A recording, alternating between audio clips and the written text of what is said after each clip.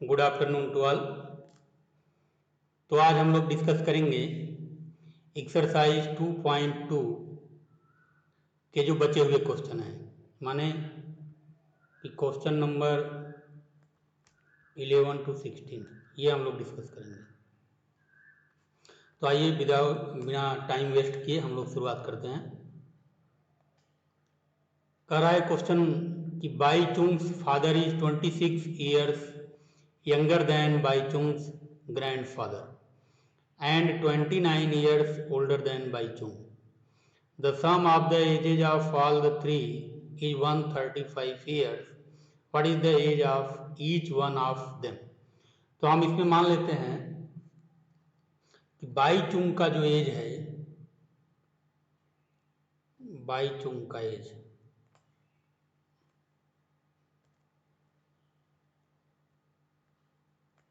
By Chung's ये present as की हम बात कर रहे हैं। मान लीजिए ये एक्स ईयर है, तो उसके फादर की जो एज हो जाएगी,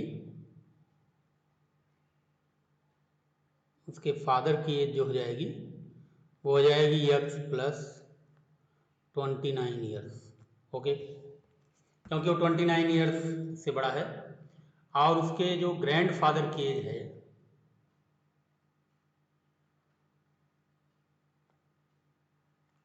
ग्रैंड फादर की एज हो जाएगी एक्स प्लस 29 एंड प्लस 26। तो इसका मतलब है कि अगर हम इसको ऐड कर दें तो ये हो जाएगा आपका ग्रैंड फादर की एज हो जाएगी एक्स प्लस 55 ईयर्स। आप देखिए क्वेश्चन क्या कह रहा है कि the sum of the ages of all the three, मतलब तीनों के एज का जो सम है। तो हम कर लेते हैं, ये एक्स हो गया बाई चुंग का x plus 29 plus x plus 55, और ये कह रहा है कि 135 ईयर्स के बराबर है। अब ये आपका एक सिंपल इक्वेशन, लीनियर इक्वेशन हो गया है। इसमें देखिए एक एक्स यहाँ पर है, एक एक्स यहाँ पर है और एक एक्स यहाँ पर है। तो ये हो गया 3x प्लस, अब 29 और 55 को आप जोड़ दीजिए। तो 29 और 55 को आप जोड़िए तो 9 5 ये हो गया 4 और ये हो गया 84 इज इक्वल टू 135। तो 85 को ये जो प्लस 84 जो है उसको आप राइट हैंड साइड में ले जाइए। तो हो जाएगा 3x is equal to 135 minus 84, और माइनस करिए तो कितना हो जाएगा, ये 1 हो गया और ये हो गया 5। तो यहाँ पर आपको मिलता है कि 3x इज इक्वल टू 51। तो x इज इक्वल टू क्या हो जाएगा, 51/3 दैट इज 17 ईयर्स। तो x किसकी एज थी, बाई चुंग की एज थी, तो ये मिल गई हमको 17 ईयर्स। और इसमें 17 में आप 29 और जोड़ दीजिए तो ये 6 और ये कितना हो गया 2 1 3 4 46 ईयर्स। ये आ गया इसके फादर की एज, और इसके ग्रैंड फादर की एज जो होगी वो होगी 17 प्लस 55। तो इसको ऐड कर दीजिए, ये आ जाएगा 72 ईयर्स। तो ये आपका आंसर हो जाएगा। तो ये तो हो गया क्वेश्चन नंबर 11। अब हम बढ़ते हैं क्वेश्चन नंबर 12 की तरफ और देखते हैं क्वेश्चन नंबर 12 क्या कहता है। क्वेश्चन नंबर 12 कहता है कि 15 years from now, 15 years from now, Ravi's age will be 4 times his present age. What is Ravi's present age? कह रहा है कि 15 साल पहले रवि की जो एज है, 15 साल बाद, सॉरी 15 साल बाद विल बी दिया है तो बाद हो जाएगा 4 times his present age. What is Ravi's present age? मान लीजिए कि ये बार बार डिस्टर्ब कर रहा है। Ravi's present age is equal to x years. ठीक है, तो after 15 years, after 15 years Ravi की एज क्या हो जाएगी? x plus 15।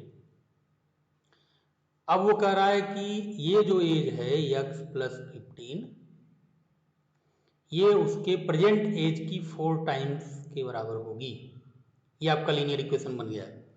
अब आप इसको सॉल्व करिए। इस x को आप लेफ्ट हैंड साइड में ले जाइए, क्योंकि वेरिएबल को लेफ्ट हैंड साइड में रहना है। तो 4x minus x is equal to 15, तो ये हो जाएगा 3x इज इक्वल टू 15। तो x is equal to 15/3, that means x is equal to 5। तो रवि की जो प्रेजेंट एज है वो 5 है। अब जरा सा इसको अगर आप वेरीफाई करना चाहें तो आप वेरीफाई भी कर सकते हैं। ये वेरिफिकेशन हम यहीं पर चाहें तो कर लेते हैं। देखिए, अभी उसकी एज है 5, 15 साल बाद उसकी एज कितनी हो जाएगी? 20। और ये जो 20 है ये उसके प्रेजेंट एज की 4 टाइम्स है। तो यहाँ से ये वेरीफाई भी हो रहा है। तो ये 2 क्वेश्चन आपको समझ में आ गए होंगे। ये पूरा का पूरा जो एक्सरसाइज है, ये पूरा एक्सरसाइज ही इम्पॉर्टेंट है। ओके, इसमें एक भी क्वेश्चन आपको छोड़ना नहीं है, सभी क्वेश्चन की प्रैक्टिस करनी है, इसीलिए हम आपको ये पूरा का पूरा एक्सरसाइज प्रैक्टिस करवा रहे हैं। अब देखिए क्वेश्चन नंबर 13 की तरफ बढ़ते हैं। ओके, क्वेश्चन नंबर 13 क्या करा है? कह रहा है कि a rational number is such that when you multiply it by 5/2 and add 2/3 to the product, you get -7/12. What is the number? ठीक है, तो मान लेते हैं कि नंबर है हमारा है x। नंबर कितना है? x मान लेते हैं। तो कह रहा है कि इसको मल्टीप्लाई करना है 5/2 से, इंटू 5/2, ये मल्टीप्लाई कर दीजिए। और कह रहा है कि इसको ऐड करना है 2/3 से, हमने ऐड कर दिया। तो कह रहा है रिजल्ट आएगा -7/12। ये आपका लीनियर इक्वेशन बन गया। इसको सिर्फ आपको सिंप्लीफाई करना है। देखिए, ये हो जाएगा आपका 5x/2 plus 2/3 is equal to -7/12। अब देखिए 2/3 को, ये जो प्लस 2/3 है, इसको हम ले जाएंगे राइट साइड में। तो ये हो जाएगा 5x/2 is equal to -7/12 and -2/3। ये देखिए प्लस 2/3 था, तो इधर जाएगा राइट साइड में, -2/3 हो जाएगा। और यहीं पर 2/3 को जो डिनोमिनेटर है इसको हम 12 बना लेते हैं। तो मल्टीप्लाई करना पड़ेगा 4 से, 4 से मल्टीप्लाई कर लीजिए। तो ये हो जाएगा -7/12 एंड -8/12। ओके, तो ये देखिए हो गया 5x/2 इज इक्वल टू -15/12। अब इसको देखिए कैंसिल कर दीजिए। 5 3 जा 12 और 2 6 जा 5 3 जा 15 और 2 6 जा 12। तो ये हो गया -3/6। और इसको फिर आप सिंप्लीफाई कर लीजिए। 3 1 जा 3 और 3 2 जा 6। तो यहाँ से इसकी वैल्यू आ जाती है -1/2 और यही x इज इक्वल टू -1/2 आपका आंसर होगा। तो ये क्वेश्चन आपको समझ में आ गया होगा। चलिए आगे बढ़ते हैं क्वेश्चन नंबर 14 की तरफ। क्वेश्चन नंबर 14 क्या कर रहा है, देखिए। कह रहा है कि Lakshmi is a cashier in a bank, she has currency notes of denomination ₹100, ₹50 and ₹10 separately, okay, respectively. The ratio of these notes is 2:3:5. The total cash with Lakshmi is rupees 400,000 माने 4 lakh. How many notes of each denomination does she have. तो ये question बड़ा important है। तो मान लीजिए कि लक्ष्मी के पास ये रुपीज 100,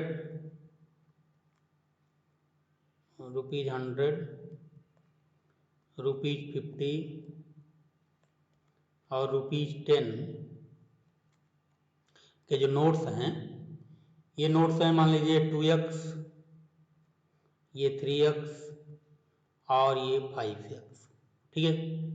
अब देखिए इसके पास ये नंबर ऑफ नोट्स हैं 2x, 3x और 5x। तो इनकी कुल वैल्यू कितनी हो जाएगी। जैसे मान लीजिए आपके पास 100 रुपए का अगर 5 नोट होता तो उसकी कुल वैल्यू कितनी होती 100 इंटू 5। तो आपके पास रुपीज 100 का नोट है 2x, तो टोटल वैल्यू कितनी हो जाएगी 100 इंटू 2x। ठीक है। और इसकी वैल्यू हो जाएगी 50 इंटू 3x और इसकी कुल वैल्यू हो जाएगी 10 इंटू 5x। तो कुल वैल्यू निकालने के लिए हम क्या करेंगे, इसको ऐड कर देंगे। और ये कह रहा है कि 400,000 है माने 4 लाख। तो ये देखिए ये हो गया 200x plus 150x and plus 50x is equal to 400,000। तो ये हो गया देखिए 400x इज इक्वल टू 400,000। तो x की वैल्यू हो जाएगी 400,000 डिवाइडेड बाई 400, दैट मीन्स 1000। तो देखिए रुपीज 100 के कितने नोट्स हो जाएंगे हमारे पास। ये कह रहा है 2x, तो 2 इंटू 1000 माने 2000 नोट आपके रुपीज 100 के हो गए। और रुपीज 50 के कितने हैं, ये है 3x, तो ये हो जाएगा आपका 3 इंटू 1000 माने 3000।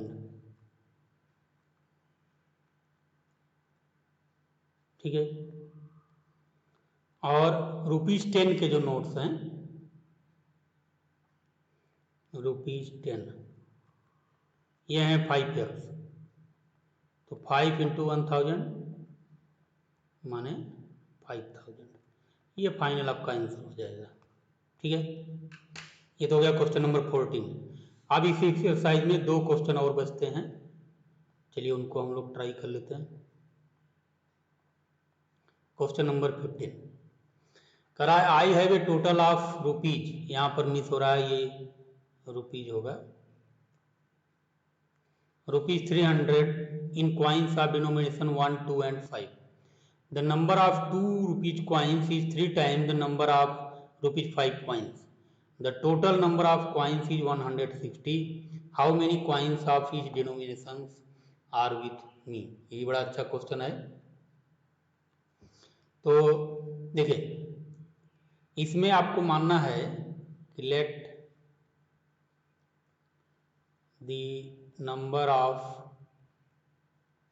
Rupees 5 coins is equal to x। इसको मान लेते हैं x है। ठीक है। अब number of 2 rupees coins, number of rupees 2 coins is equal to क्या करा है 3 टाइम्स, तो ये 3x हो जाएगा। और इसी तरह से फिर नंबर ऑफ रुपीज 1 कॉइन्स, तो ये हो जाएगा 160 माइनस इन दोनों को ऐड कर दीजिए x प्लस 3x, तो ये हो जाएगा 160 माइनस 4x। ठीक है। क्योंकि टोटल नंबर ऑफ कॉइन वो दे रहा है 160, तो उसमें से अगर 5 और 2 रुपीज के कॉइन्स हम माइनस कर देंगे ऐड करके, तो जो बचेगा वो आपका नंबर ऑफ 1 रुपीज कॉइन हो जाएगा। ठीक है, अब वो क्या कर रहा है, अब इनकी हम वैल्यू निकाल लेते हैं। देखिए 5 रुपीज के कॉइन्स हुए एक्स, तो इसकी वैल्यू कितनी हो गई, वैल्यू इसकी कुल वैल्यू हो गई 5x, और ये 2 रुपीज कॉइन्स है, इसकी वैल्यू हो जाएगी, मल्टीप्लाई कर दीजिए, 2 3 जा 6x, और ये 1 रुपीज का है तो इसका तो वैल्यू यही होगा 160 माइनस 4x। अब क्या है कि तीनों की वैल्यू कह रहा है कि 300 रुपीज है, मतलब कि 5x plus 6x plus 160 minus 4x is equal to 300। बात समझ में आई? अब देखिए 5x 6x कितना हो गया 11x, और 11x में से 4x निकाल दीजिए तो ये हो जाएगा 11x माइनस 4x, और इस प्लस 160 को आप इधर भेज दीजिए तो ये हो जाएगा 300 माइनस 160, तो ये कितना हो जाएगा, ये हो जाएगा 140, और ये हो जाएगा 7x। 11x में से 4x माइनस करेंगे 7x इज इक्वल टू 140, तो x is equal to 140 divided by 7 that is 20, तो x की वैल्यू आ गई 20। तो देखिए number of 5 rupees coins, 5 rupees coins कितना था, रुपीज 5 कॉइन्स हमारे पास हो गए 20। ठीक है, और नंबर ऑफ 2 रुपीज कॉइन्स ये है कह रहा है कि 3x, तो ये हो गए 60, है ना, और नंबर ऑफ रुपीज 1 कॉइन्स तो ये हो गया आपका 160 और माइनस 80, इन दोनों को सम कर दिए तो ये आपका आ गया 80। ठीक है, समझ में आया? अब इसके बाद इस एक्सरसाइज का लास्ट क्वेश्चन, वो भी बड़ा इंपॉर्टेंट क्वेश्चन है, बढ़िया समझिए आप लोग। कह रहा है कि the organisers of an essay competition decide that a winner in the competition gets a prize of ₹100 and a participant who does not win get a prize of ₹25। यहाँ पर देखिए रुपीज नहीं आया है, यहाँ पर ये रुपीज है, ये भी रुपीज है और यहाँ भी रुपीज है। The total prize distributed is ₹3000, find the number of winners if the total number of participant is 63। ठीक है, टोटल नंबर ऑफ पार्टिसिपेंट को दिया हुआ है 63, तो हम मान लेते हैं कि जो इसमें विनर्स हैं उनका नंबर है x, तो जो अदर पार्टिसिपेंट्स होंगे विनर के अदर वो हो जाएंगे 63 माइनस x। यहां तक बात समझ में आ रही है? अब कह रहा है कि जो विनर है उसको ₹100 का प्राइज दिया जाएगा, तो जो विनर को प्राइज डिस्ट्रीब्यूट की गई उसकी कुल वैल्यू हो जाएगी 100x रुपीज, और इसमें कह रहा है कि जो विनर नहीं है उनको 25 रुपीज, तो उनकी कुल वैल्यू कितनी हो जाएगी, वो हो जाएगी 25 मल्टीप्लाइड बाई दिस।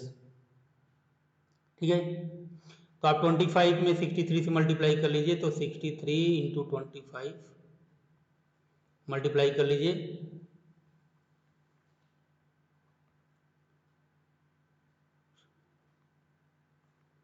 फाइव 7 5 1 1575, तो ये हो जाएगा 1575 माइनस 25x। क्यों? क्योंकि 25 का मल्टीप्लिकेशन 63 में भी होगा और 25 का मल्टीप्लिकेशन जो होगा वो x में भी होगा, तो इस तरह से हो जाएगा, डिस्ट्रीब्यूटिव लॉ हम लगाएंगे। अब कह रहा है कि टोटल जो प्राइस डिस्ट्रीब्यूट किया गया वो कितना था 3000, तो विनर के लिए 100x और अदर के लिए इतना प्राइस डिस्ट्रीब्यूट किया गया, तो 100x में से 25x को माइनस कर दीजिए, तो ये हो गया 75x plus 1575 is equal to 3000। अभी क्या करना है, ये जो 1575 है इसको हम ट्रांसपोज कर देंगे राइट साइड में, तो ये हो जाएगा 75x is equal to 3000 minus 1575 और इसकी वैल्यू आ जाएगी, माइनस कर दीजिए, तो 5 2 4 1 और ये 75x इज इक्वल टू हो गया। तो यहाँ से x की जो वैल्यू आएगी वो कितना हो जाएगी, डिवाइड कर दीजिए, इसको डिवाइड कर दीजिए,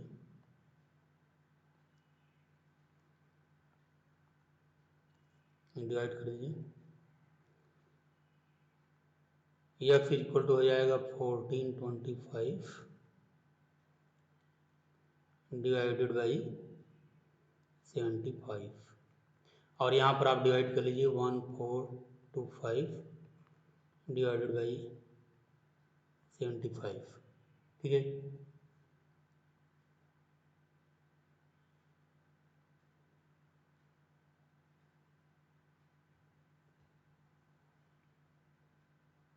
तो आप डिवाइड करिए 75 1 जा 75 और ये हो गया आपका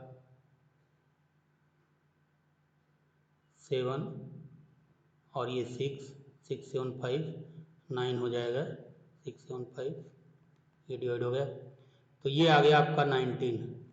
तो जो नंबर ऑफ विनर्स हैं इसका मतलब ये है 19 और जो अदर हैं, देखिए विनर आपके पास मिल गए,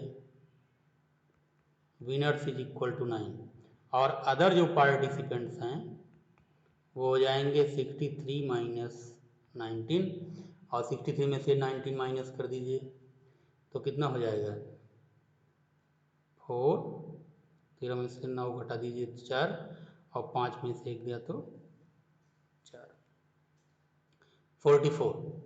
तो 44 जो है वो अदर पार्टिसिपेंट्स हैं। तो ये इस तरह से आपका ये एक्सरसाइज समाप्त होता है और अब हम लोग अगले वीडियो में एक्सरसाइज 2.3 पर डिस्कशन करेंगे। Okay, thank you, have a nice day.